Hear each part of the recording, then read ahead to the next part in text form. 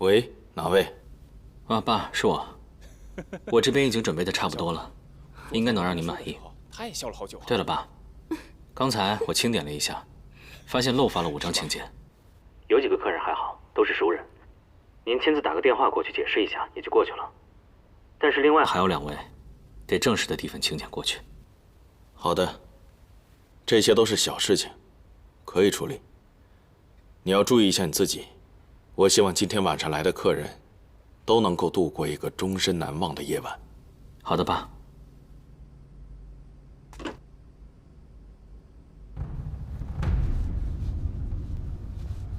表妹，今天晚上上海饭店有个酒会，大堂的钢琴师病了，他们呢想找个人替班。我记得你会弹钢琴，这活儿你接吗？接。我几点钟过去合适？酒会是7点钟开始，你最好是提前到。好，表哥还有什么要嘱咐的吗？我帮你约了一辆黄包车，车夫的工号是0502，你一定要记住了啊。明白。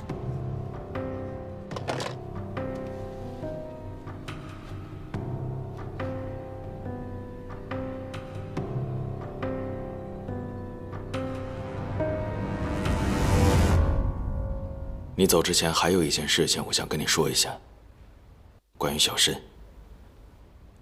等到这件事情结束之后，我想吸收他，为我们工作。哎，你不是曾经跟我说过，要再等一等看吗？他现在还不成熟，做事情很鲁莽。他想抢在子爵之前，把屈文志找出来，拿这件事情做筹码，逼着我给他交底。那这件事情做的的确是太鲁莽了。就这样把子爵给惊了，太可惜了。假如再跟上一段时间的话，说不定会有更大的收获。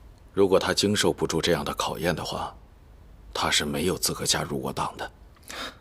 幸亏他打小就崇拜你，对你有一种根深蒂固的信任，要不然的话，他一冲动，说不定会大义灭亲呢。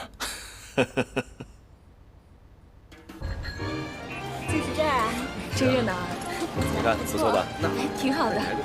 哟，小李，有日子没见了，你们好久不见，二少。二少今天好精神啊！是，你也不错嘛。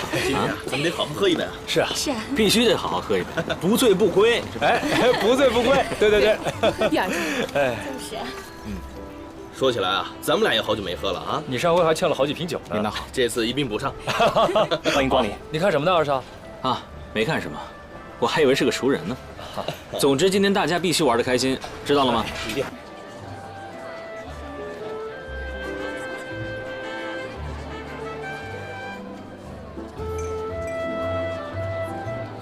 好吃，我觉得这个很不错，帮我拿一下吧。好，我给你拿。这酒真不错。来，于先生，为这些在战争年代依然能够自得其乐的朋友们，干杯！是的，有很多人面对惨烈的战争，依然怀着必胜的信念。他们是乐观主义者，也是这个民族的脊梁。总有一天，他们会让那些想得到不属于自己东西的人，付出惨重的代价。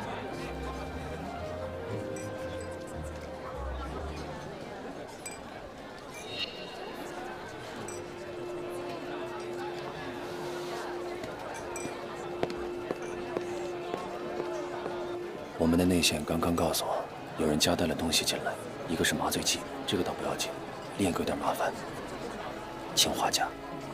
这是想要谁的命啊？今天袁二少也去过图斯红酒坊，日本人好像盯上他了。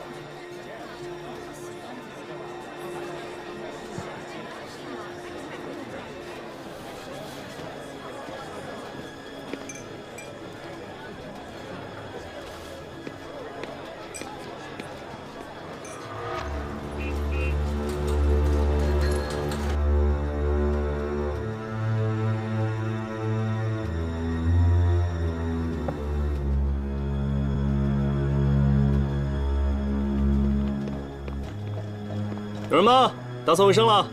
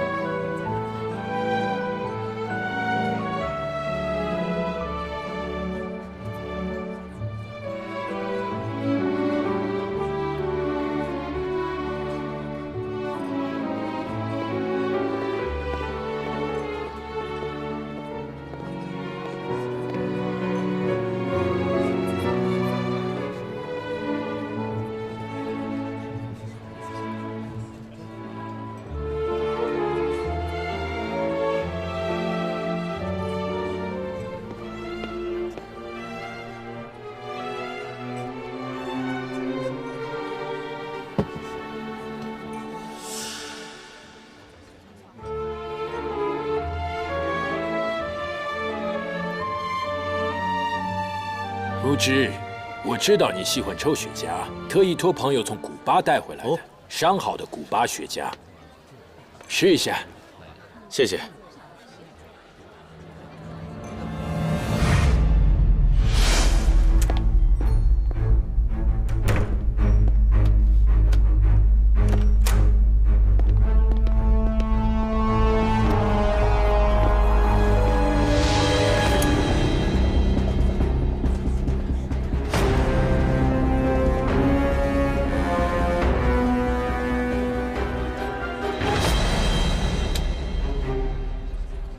唐董，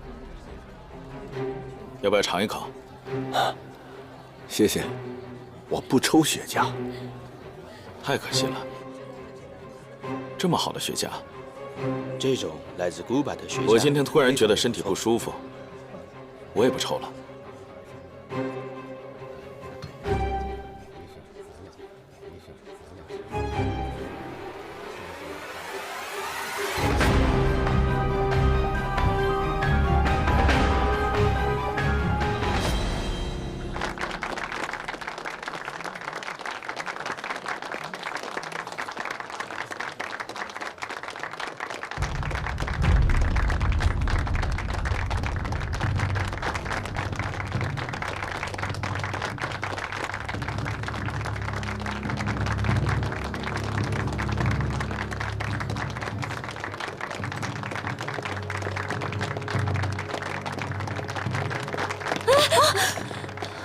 对不起，对不起，我不是故意的，对不起啊。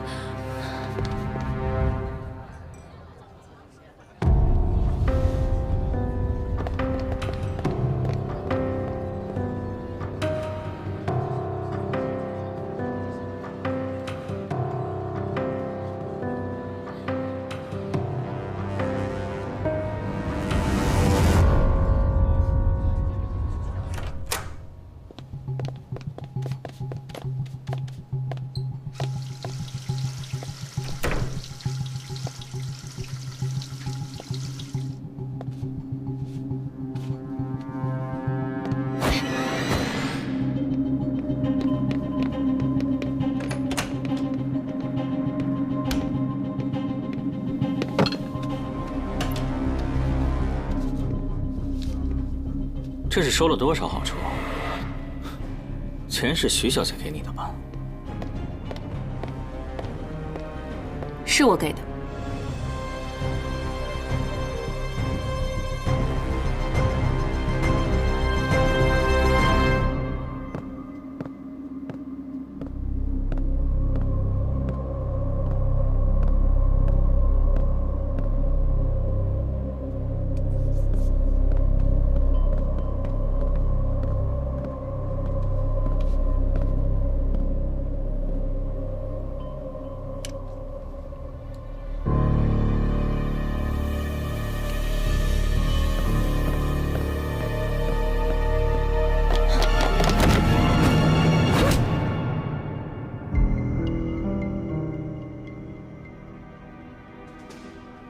你把他拖到后门，自然会有人把他接走。是。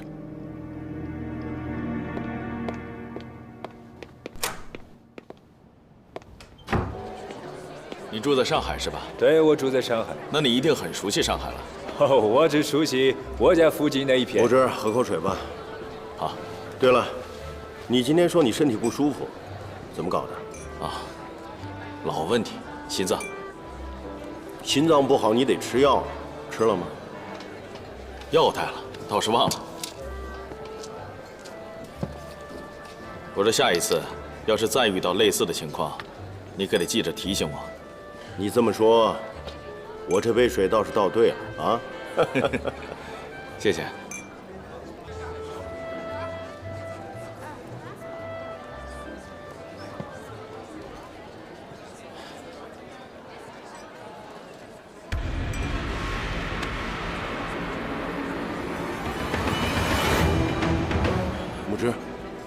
木之，你怎么了？木之，木之，怎么了？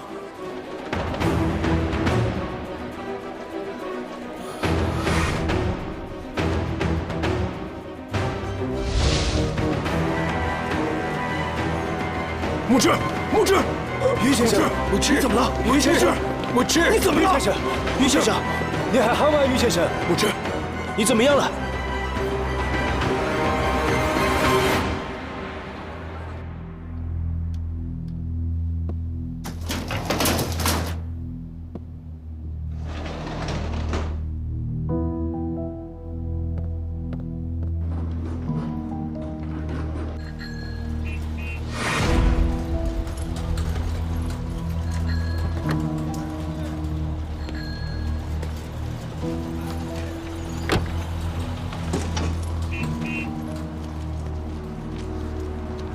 美婆烟。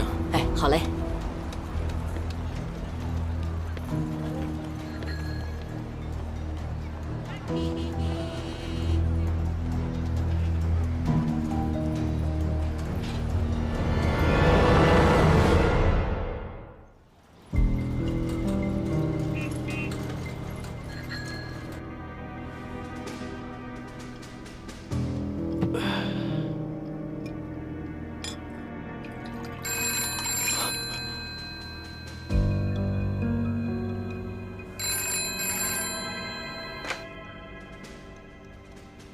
杀手上来了。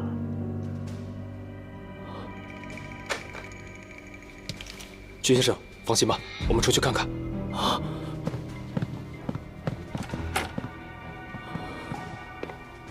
走。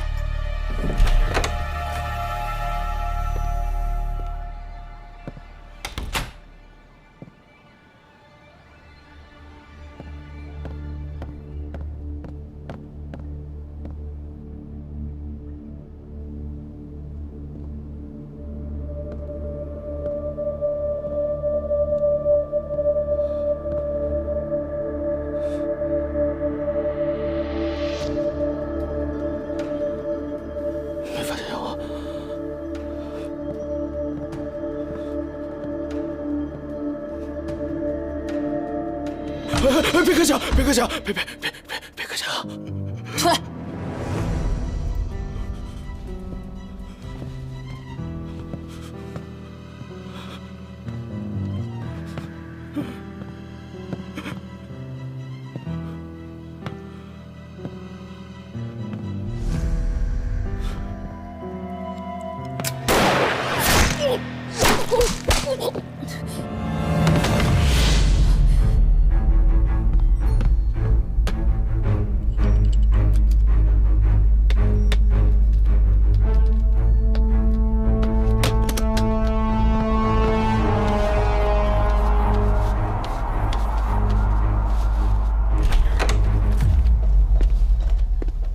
你迟到了，有突发状况，耽误了一会儿。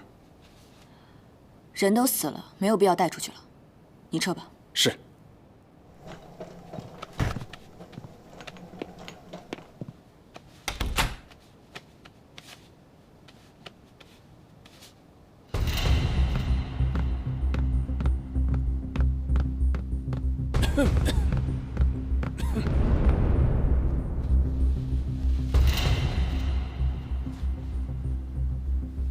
跟家属说了，一会儿就给他推出去吧。好。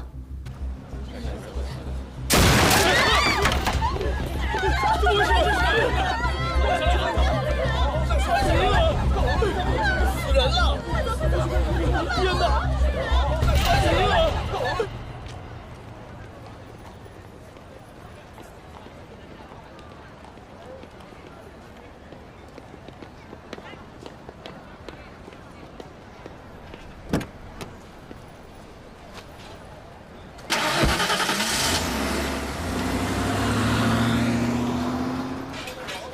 什么情况？这里怎么会死个人呢？我也不知道啊，长官。死的应该是屈文志。坐吧。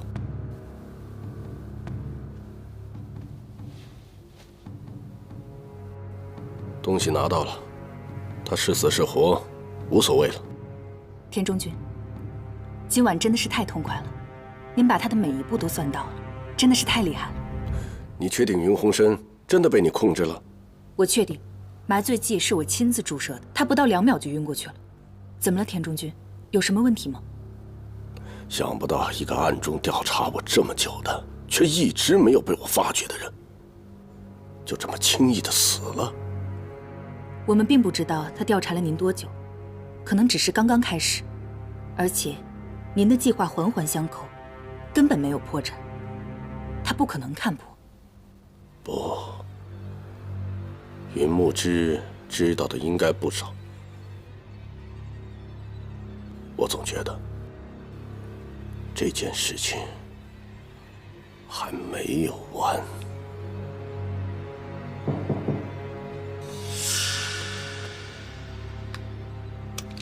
谁啊？是我，徐小姐。是小叶，我去开门。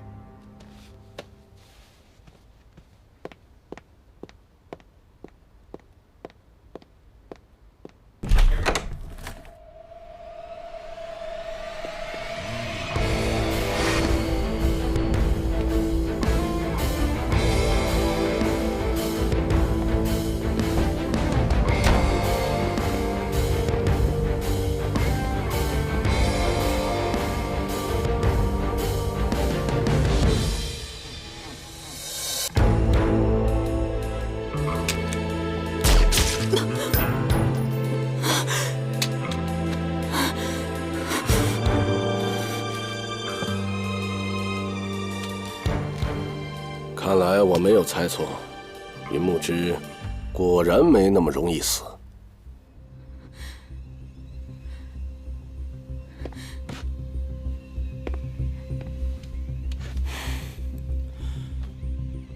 不明白是怎么回事，对吧？好，那我来给你们解惑。我爸说了，进入你的圈套，是他计划的第一步。跳入他的圈套而不引起他的怀疑，今天晚上的行动应该是一个好的开始。你父亲很了解我。上海饭店可真是个好地方，鱼龙混杂，什么人都有，所以消息传递起来也非常的方便。我猜，我借经理的手给入住的客人送红酒，你肯定都知道。你不动声色的想稳住我们，其实就是想今天晚上给我们来个一锅端，对吧？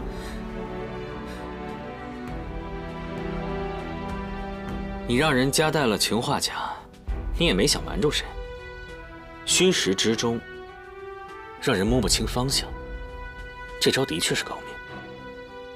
可当一个人有警惕目标的时候，就会对其他的事情放松警惕，所以你先选择了那只加料的雪茄，你也料到了我爸肯定是拒绝的，而且你也猜到他会谎称心脏不舒服，那吃药就成了顺理成章的事。可按照绝大多数人的逻辑，你不会马上采取行动的。为什么呢？因为间隔的时间实在是太短了，而且你也没有做好万全的准备。可事实上，你杀人的那个招数，不是在那只雪茄上，而是在涂了氰化钾的水杯上，这才是你的关键。上海滩有头有脸的人，谁不知道你父亲爱抽雪茄？可我怎么能料到，今天晚上他偏偏不抽雪茄？聪明人的共性就是喜欢怀疑别人最不会怀疑的地方。我爸爱抽雪茄，那是所有人都知道的。而且 Frank 先生送的雪茄，按照常理来说，我爸肯定是会抽的。但是如果换成是你这个聪明的人来说，你是肯定不会抽的，因为你会怀疑到我们在那个雪茄上面会动手脚，所以你也认定我爸肯定不会抽，对吧？云木之果然是高手啊，他能料得到我在想什么。那杯红酒，应该也是他给我的一个误导，对吧？嗯。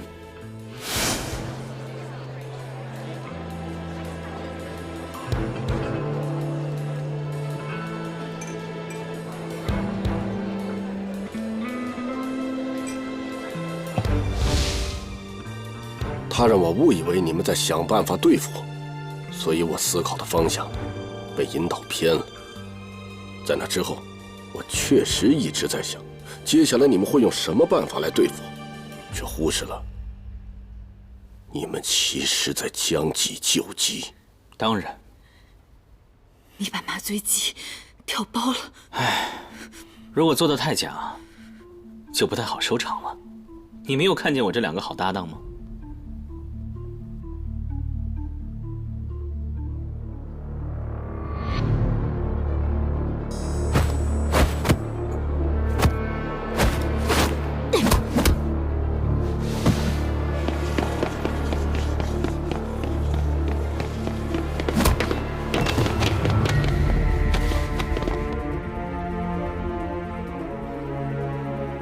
皇上，皇上，皇上！哎，你别着急，没这么快的，得过会才起作用。行了，视线算是捋清楚了，那咱们就换个地方说话。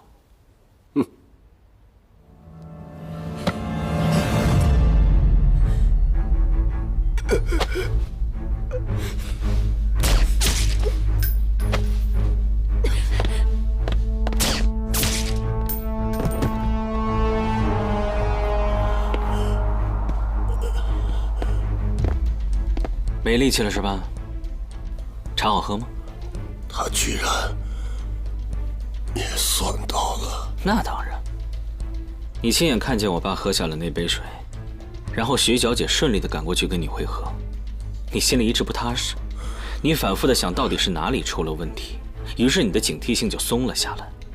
这个茶杯里只加了一点点的麻醉剂，味儿不大，如果是在正常的情况下，你肯定能分辨出来。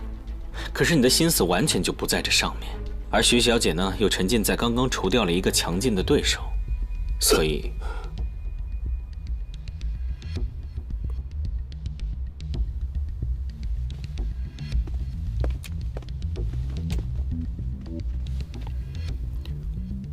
他怎么了？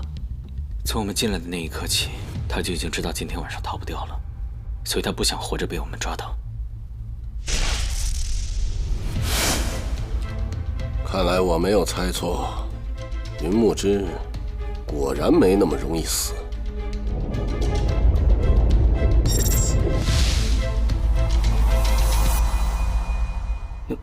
那怎么办？把他拖走。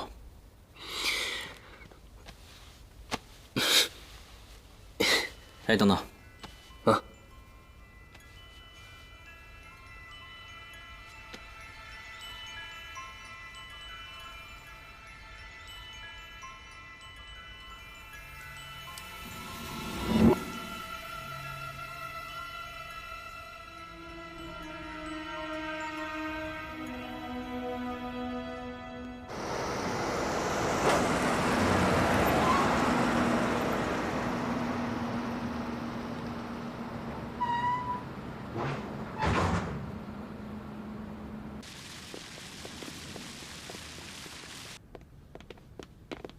把话都放好了，把这些东西该撤的就撤啊！哎呦，少爷，我到处找您，您怎么才回来呀？家里啊，出大事了！怎么了？这是？云先生他过世了。你又骗谁呢？云先生是在酒会上突发心脏病，送到医院去也没有救过来，我找你也找不到。云先生的遗体我也不知道该如何处理，现在还在他房间里呢。爸，好了，你们就不用上去了。等办完云先生的丧事以后，我就随二少爷扶灵回长沙了，咱们这个家也就散了。你们两个也回老家去吧。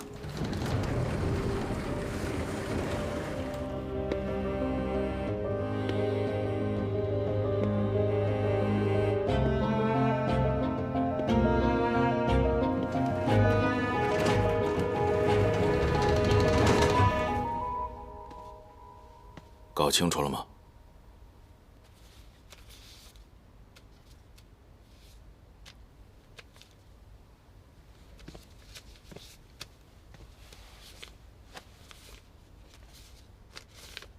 前几天，徐美嘉打电话说她爹病了，要回老家探病。咱们之前有分析过，她应该是要被调回日本。她买了火车票，伪造的籍贯是长春。我在火车站的储物柜里找到了这个。徐美嘉的火车票是今天晚上的，子爵事先把这封信存到了储物柜里，显然是想让她带走。而子爵直到临死前，都要把钥匙藏起来，可见这封信很重要，所以这幅画肯定有问题。果然是他，昆武。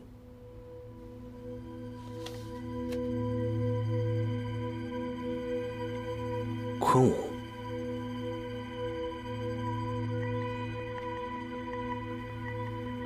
这把刀有什么问题吗？周穆王大征西戎，西戎向昆武之刀，火患之布，用之切玉，如切泥也。这把刀又现世了。您是说，这把刀又现世了？难道这画上的日本女人和这两个小孩是在等待一个代号叫昆吾的人？大致情况就是这样，具体细节正在调查。给昆吾发电，告诉他上海这边的情况。嗨，爸，您倒是说话呀！我的判断到底对不对？你先说一下对这幅画的看法。山雨欲停，天空已放出了晴光，江上飘着云霞。这是宋之问的《杜大禹岭》。山雨初寒季，江云欲变霞，但令归有日，不敢恨长沙。他是想告诉在看画的人，日军很快就占领长沙，到时候他就能和家人们团聚了。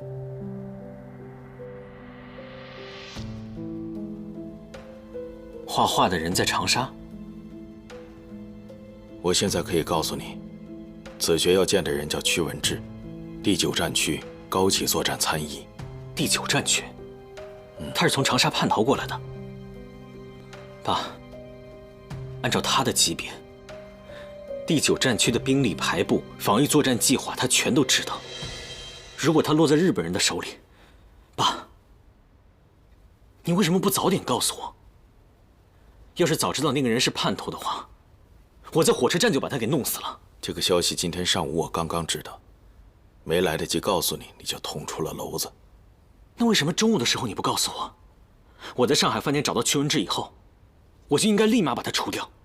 他多活1分钟，长沙就多1分危险。那我现在告诉你，这件事情有人负责，与你无关。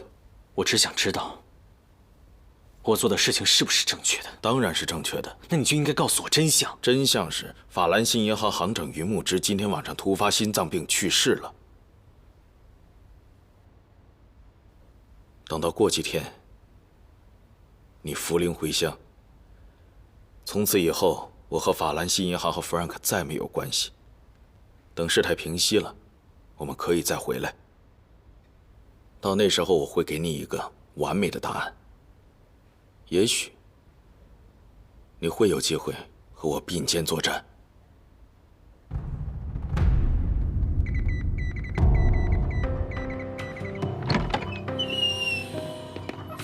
司令官阁下，昆吾来电。他第一时间回电，必定有重大情况。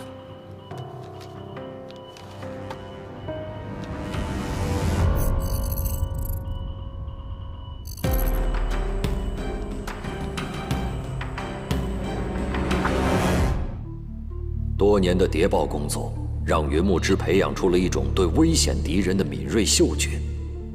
这个素未谋面的对手，让云木之嗅到了一种不祥的气息。2个小时前，云木之刚刚得到消息，在距离上海市区40公里的海面上，日本华北、华中方面军的高级将领正在秘密召开一次会议。这次会议当然不是因为屈文志的叛逃而召开的，可他带来的东西一定是这次会议的议题之一。如果昆吾在长沙，那么屈文志的叛逃显然就是他一手策划并实施的。一个沉睡了那么久的危险人物，不出手则已，一出手绝对是个大动作。尽管目前还没有任何征兆，可云木之有种奇怪的感觉，屈文志的叛逃可能只是一个开始。凌晨3点44分，电话响2声就挂断，是八哥和他最得力的线人之间的暗号。每当凌晨3点44分的电话响起，上海滩的情报圈就要刮起一阵腥风血雨。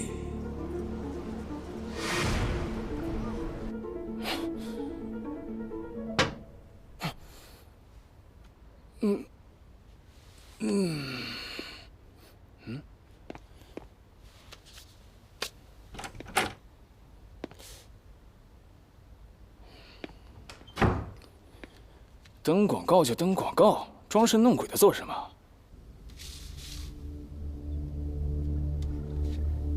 从现在开始，你给我盯紧了他，我需要知道他去过哪里，见过谁，包括他的异常行为。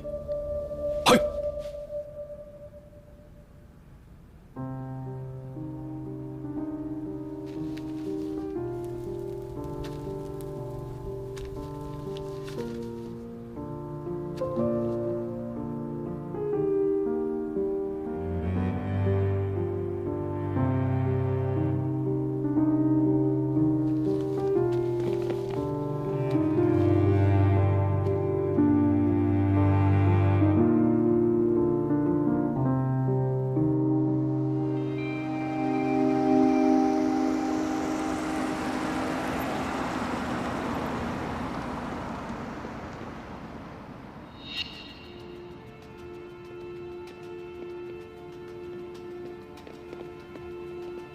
红山，简爱啊！陈慧泽，你知道我为什么打你吗？你心里很清楚吧？我爸以前是怎么帮你的，而你又是怎么对他的？恩将仇报，我打的就是你这种人。红山，我知道你现在心情比较乱，你父亲的死我是有责任的。如果这一下能让你心里好受点，我这拳挨得值啊！但是记住，我是你叔，以后在上海有事一定要找我啊，好吧？干什么呢？枪指着谁？这是我侄子。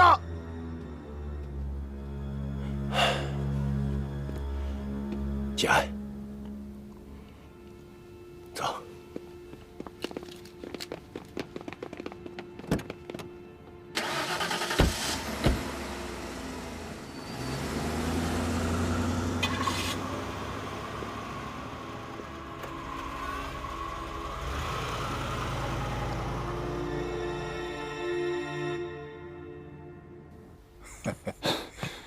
三木先生，刘先生，天刚亮的时候，有人把这个塞到值班室了。你怎么才送过来？社长让我给他搬东西，刚搬完。啊，辛苦了。啊，不辛苦，不辛苦，应该的，应该的。我先去忙了。哎，好好好。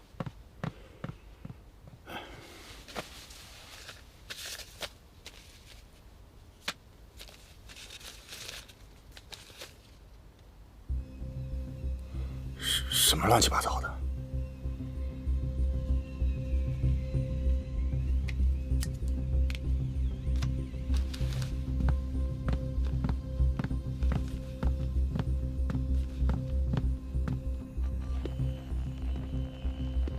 爸，吃早饭了。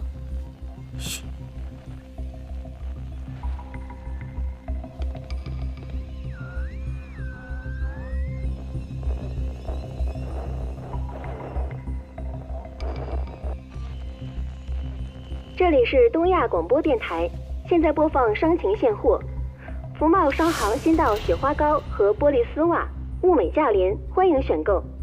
陈记药铺有西药出售，另有胡庆余堂医师坐诊，欢迎惠顾。华阳商行聂老板限时出售高档东洋饰品1件，价高者得，预购从速。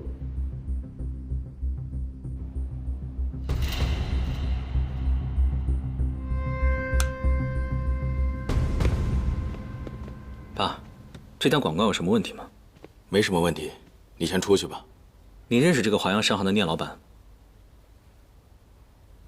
不认识。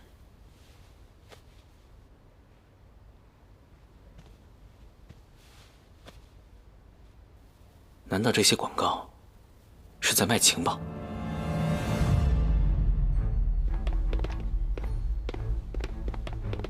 屈文志昨天刚到了上海，今天他就有情报高价出手，这绝对不是巧合。您是怀疑他那份情报和长沙有关？很有这个可能，我们要做最坏的打算。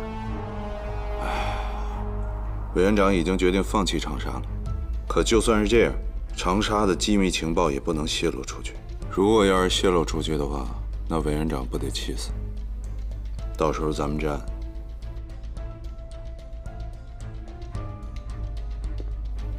站长，如果那份情报真和长沙有关的话，无论如何咱们也得接住啊。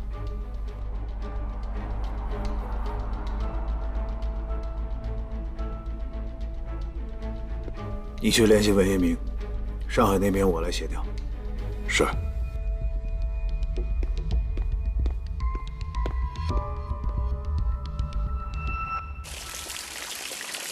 看样子，什么事情都瞒不住你。